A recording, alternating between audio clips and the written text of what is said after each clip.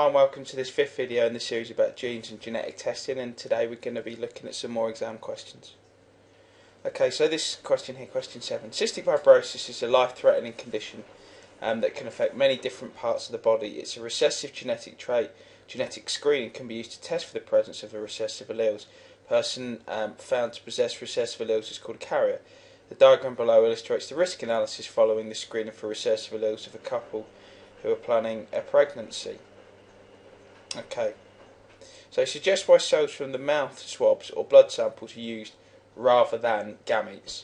And so obviously, the most obvious thing is the fact that to take swabs from the mouth or to take a blood sample is reasonably straightforward, whereas to take a sample of eggs or sperm is less straightforward than that. You can also get a large amount of DNA from each sample. So for instance, taking blood, you can take a reasonably large sample in the mouth swab and get a reasonably large amount of DNA. If you were to take a female's egg, we're possibly only looking at a single egg, and therefore the amount of DNA you get from that is quite small. Gametes only have half the genetic information, and so therefore the body cells, or the mouth cells and the blood cells, have the full complement. The fact that these cells are genetically identical, and therefore the gametes are not, and so they're all different, and so that you can't guarantee that within a gamete that it's going to actually contain, if you're heterozygous for a condition, you can't actually guarantee that the gamete will be or contain the damaged or the recessive allele in this case. Okay, explain why it's necessary to test for several different recessive alleles in screening for cystic fibrosis. And so cystic fibrosis can be caused by a number of different possible mutations, and so therefore you need to test for those, and therefore if you only test for one, you might miss a subsequent one and therefore have a misdiagnosis. Part C. In the risk analysis shown, if neither partner is a carrier, then it's considered that the chance of having a child with a cystic fibrosis is low. Explain why the probability of having the child with cystic fibrosis is low and not zero. Well, first of all, you might have an incorrect diagnosis, so you might have a false negative at that point, so you might have an incorrect diagnosis.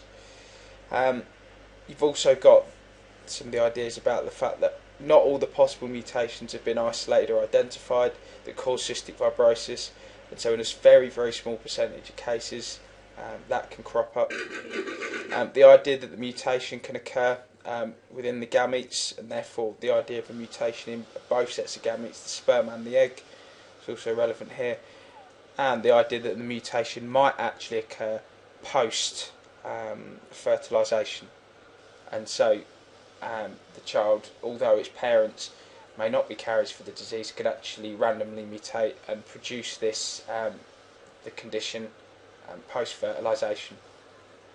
D.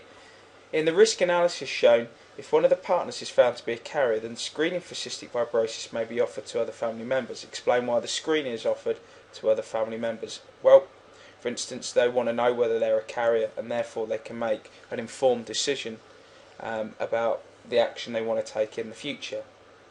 So whether they want to have children, or whether they want to check that the person they're having children with might also be a carrier. And finally, E. Using your knowledge of monohybrid crosses, calculate the probability of having a child with cystic fibrosis if both partners are found to be carriers. Draw a genetic diagram to help explain how you calculated this probability. So,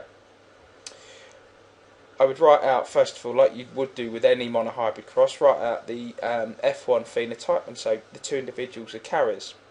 Therefore, you'd underneath that put the F1 genotype, and so for a carrier big C, small c, you might use F for this, for instance, but you write down the genotypes, and that 1 there signifies what you get marks for. So writing down the genotypes of the two parents, get your mark. Identifying what's in each gamete, so identifying that in a gamete you only contain one of the alleles, that gains you a second mark. From there, writing out the Punnett square of the different possibilities, that gets you a third mark.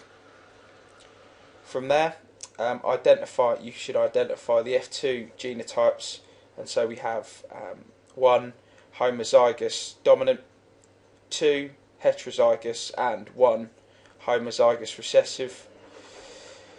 From there, you should be mentioning the phenotypes, and so that means 1 completely healthy, 2 carriers, and 1 sufferer. That gains you another mark, and therefore the probabilities involved here: 25% for completely healthy, 50% carriers, and 25% sufferers, and so that 25% gets you the final mark.